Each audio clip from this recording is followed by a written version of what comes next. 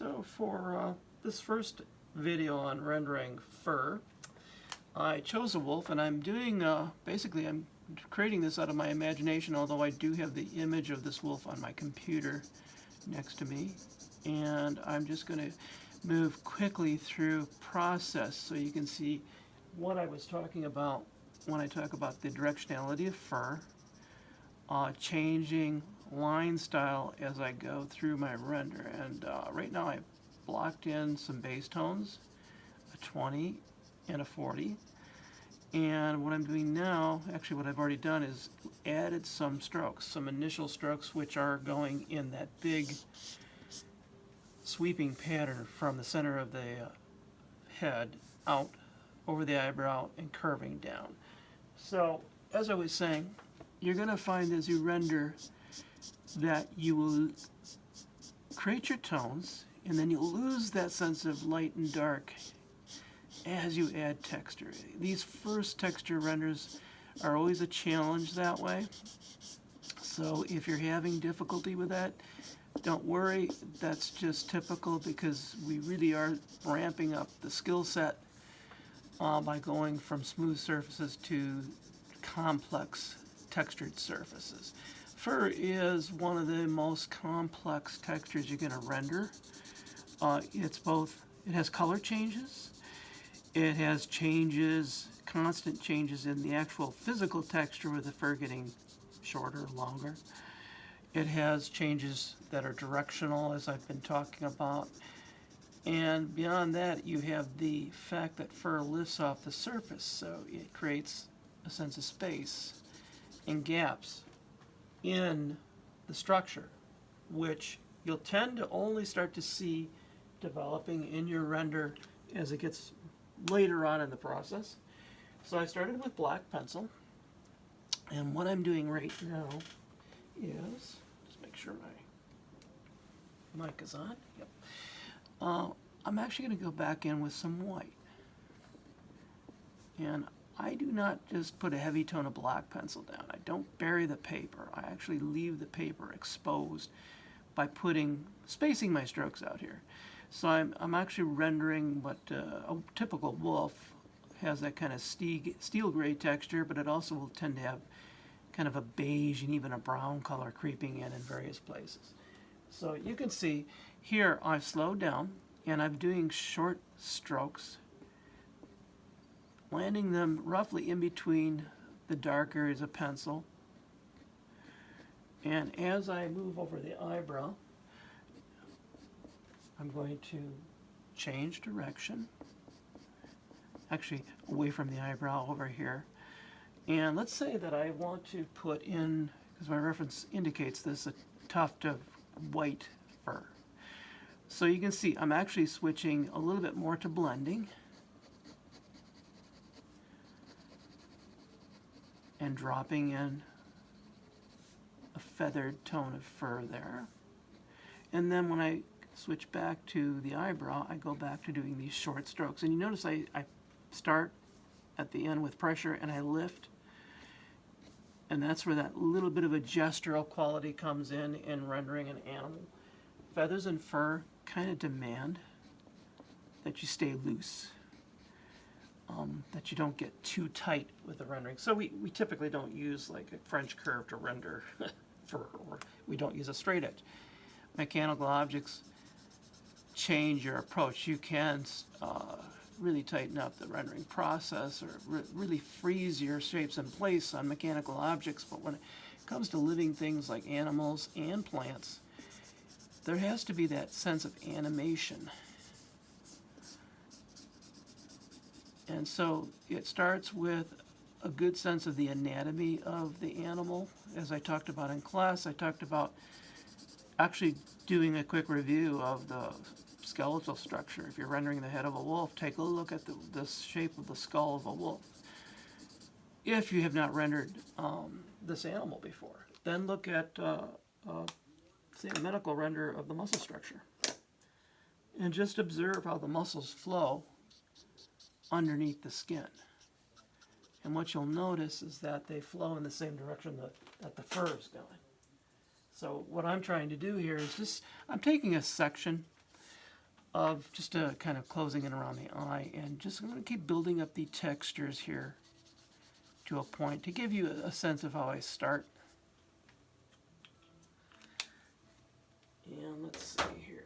Gotta keep sharpening my pencils with my handy dandy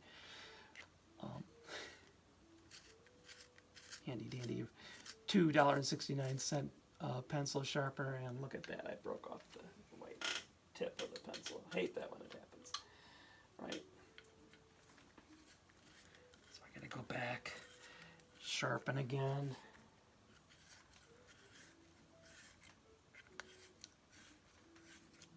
And because, just to save time, I'm going to use my electric sharpener here.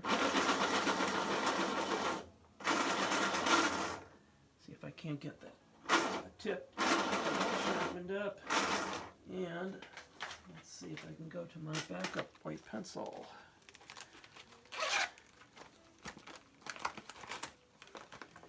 I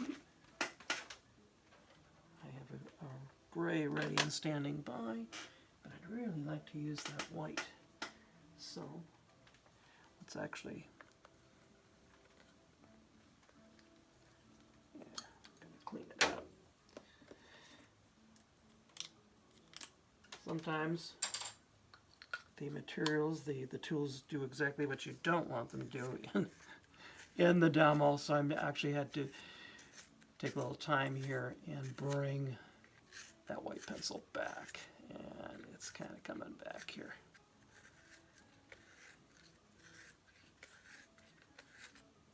Okay, sorry about that.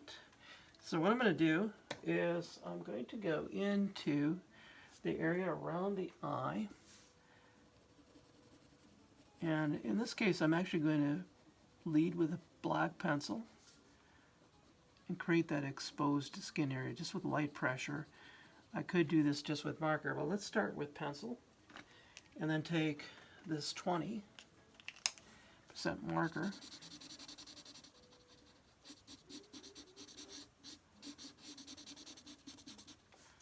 and just liquefy that pencil. And then what I'm going to do is take that and flow it out a little bit down into the area where the tear ducts are.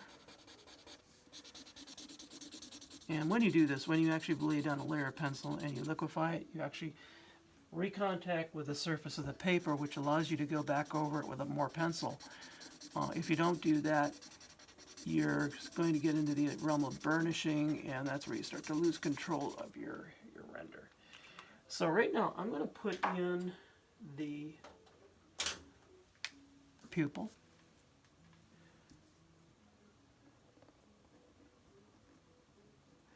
And I'm going to actually plan out a couple of highlights within the pupil.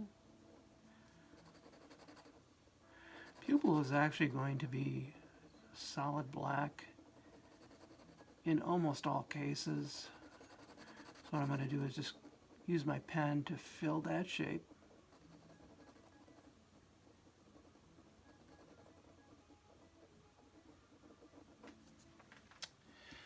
And it's really nice, this will be true on the portrait too, it's really nice to get the pupil in, and in this case, this dark area of exposed skin. So I'm actually taking my ink pen now and using the same technique. You can see this is just an example of what I'm talking about. The fur on wolves is high contrast. You usually have a black, dark fur tone, and then you have a mid-tone, which also often can appear as like a lighter, light to mid-tone brown.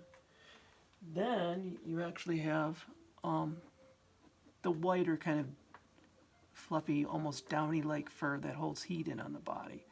So right here you can see I'm actually switching out my pattern right around the tear ducts, almost a stipple, as I go away from the tear duct area and kind of wrap around. You can see I lengthen those strokes. And then it's really about technique, you know, trying to simulate what I see in my reference. I don't want to be too regular with my strokes. I really want to have a random kind of quality to them, even though they are flowing together. Reason being that quite frankly, all things in nature, in the natural world, do tend to have a random pattern. There are exceptions. If you think of the seed structure in a sunflower, that is actually a mathematical rhythm, and it's quite precise. So you do get repetition, equal, even, steady repetition in nature. It does happen, but typically with things like fur, feathers, and scales, it's constantly changing, and it's really, it's organic. So what I'm doing here is I built a dark area for there. I would really like to see a little tone in the eyes. That stark white is bothering me. It just distracts. So what I'm going to do is take a 10, and typically wolves' eyes are either in that yellow, well, they usually are in a yellow range, but they could also be like almost like a hazel color. So let's actually just get some tone in there. And you notice I'm doing a radial pattern. I'm aiming my strokes towards the center, towards the pupil, because that is the pattern you typically see in mammals. And I'm actually going to put a tone right across the top. There's a shadow cast on the liquid, shiny surface of the eye, the lens, essentially. So I'm actually going to start to give it depth just by doing that. And you can see that actually very quickly gives a little bit of a glossy appearance because I've got these two highlights established, right? So now what I'm going to do, oh, look at that. Just not having good luck with this white pencil today. That is how my day has been going.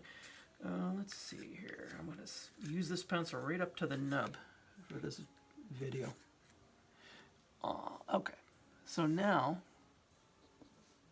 working in reverse, I often will put a bright halo right around the pupil. Like so. This is like almost like a starburst kind of a pattern, except you get these thin tendrils that come out, and it's really doing a study of eyes on different animals and people is really kind of fascinating, just to see all the patterning you get. On the eyebrow, I notice on my reference there's a little tuft of brighter, lighter hair here, which I'm going to bring forward by adding some white pencil.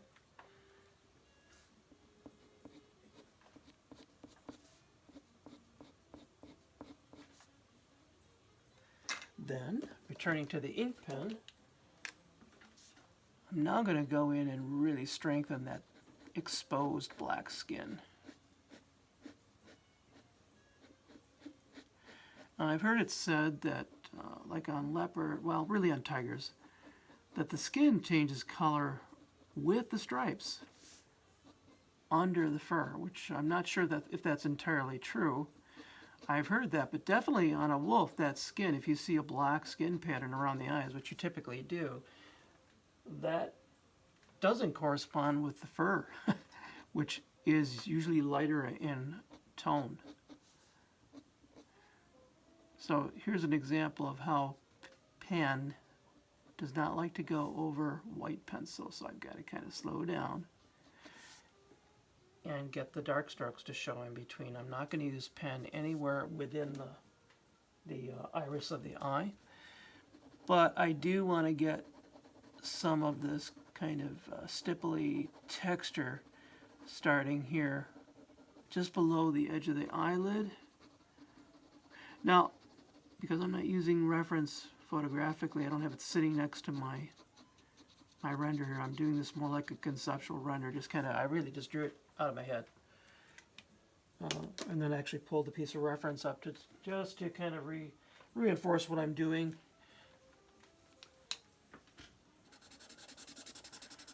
And eyebrow structure, you know, the muscles wrap around. They go in a circular pattern all the way around, and there's a complex structure of muscles that control the expression on the animal, as well as the turning of the eyes to look in different directions. So I'm actually, you'll notice my strokes tend to follow this kind of circular pattern. I check my reference to see if they do change in direction at some point, and you get this flare off the base of the eyebrow that will go out towards the side of the head here. And if you haven't noticed it yet, you can see that I'm actually switching intensely and repeatedly from tone back to drawing, back to tone, back to drawing.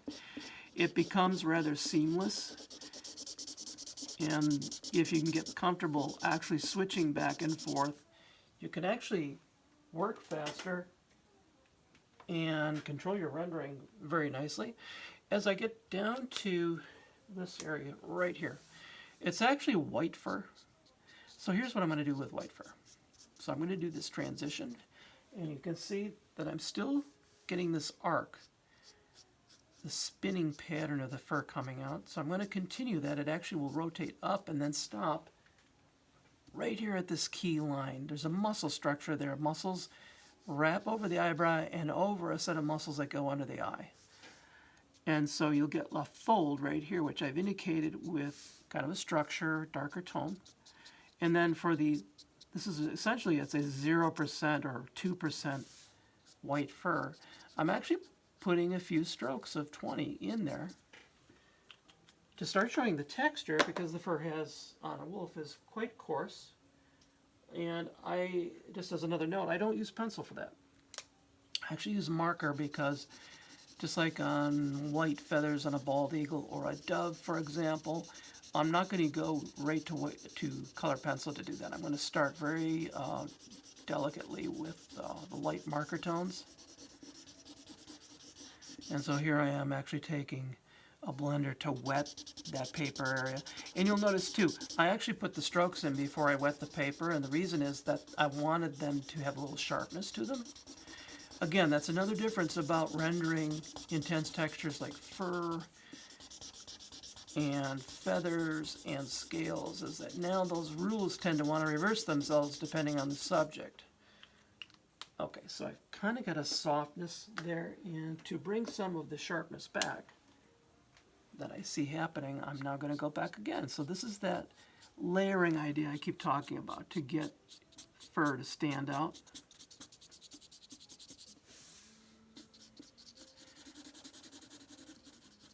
And it's different than marble because fur is very structural. It's a literal 3D structure on the skin, as well as a color change, whereas if you rendered a marble object, as many of you did, it was more about the color changes and then any kind of edges or grittiness in the stone.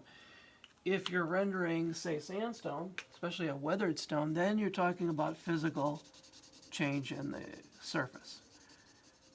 So it becomes more dimensional, more visceral, more tactile. So what I'm going to do here, often when I'm doing eyes on animals and people, I'll cast a shadow over.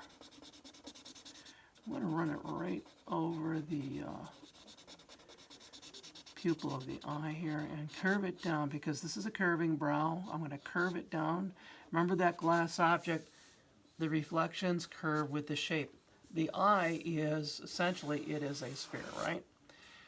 And we'll get into this on portraits too. In the center of it being the pupil is just this small portion in the front portion. The entire eye is a ball. It's actually a sphere embedded in the front of the face. And so it pushes the muscles out, and the fur responds the same way. You've got a fold here, the fur wraps around and emerges out. The brow comes in like that. And light tends to get captured on the top side of the lower lid. It gets captured on the leading edge of the brow as it turns upward and starts to move towards the forehead. And so even with something so complex as a fur texture, I'm still thinking in terms of my tones. You know, where's my light source? Where should my shadows be? Okay, so now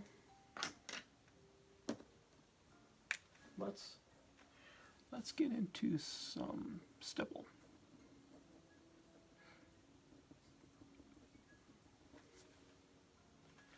And some other fine inking. So I'm really going to town with the ink pen on this one because I can, because this wolf that I'm using as my reference has a black fur mixed in with all its other colors and tones. Fur will I would say groups of hairs will tend to come to a point together like that. So you're seeing my reversal and strategy to create that. And then as I get approaching the white, I actually will stop the inking. And I basically got that set up fairly well, except now I need dimension. And this is where layering, we get back to layering. So now I'm going to go into the fur here, and I got to sharpen again. I am going to run out of white pencil right at the end of this video, I bet you.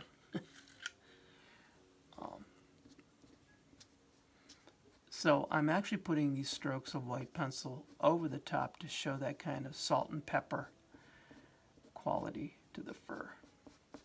As I get down to the white area, I'm now going to blend and push back a little bit of the strength of those strokes I put down. They weren't a mistake. I actually was planning to do that. Because I want to create a little bit of a soft, gentle transition there.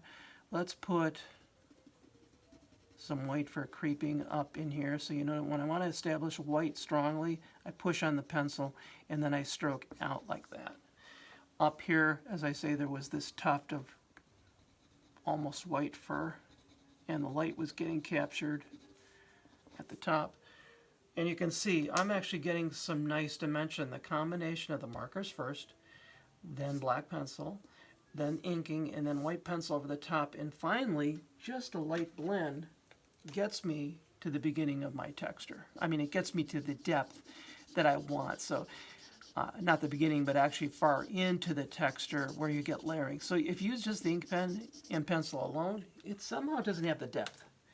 It's the layering that's really key. You've got to layer, and you've got to take your time. Even if it means you make some mistakes, that's how you learn. You may overshoot the mark. You may find that, wow, it looked great about 10 minutes ago. And then 10 minutes later, it's starting to fall apart. The render's getting overworked. You know what? That's one of the prices you have to pay to learn how to do things, is to make those mistakes. I still overshoot the mark when I'm rendering. It's just part of the process. And frankly, the way I save myself is I learn how to make changes. And you can see I learned how to do that by working layering over layering over layering. And so everything I do is like a series of progressive mistakes in a way where I overshoot the mark, but I'm okay with that because it allows me to experiment, to stay fresh. Here, bringing in a little bit of white strokes there. And I'm going to stop the video right now and I'll pick it up again.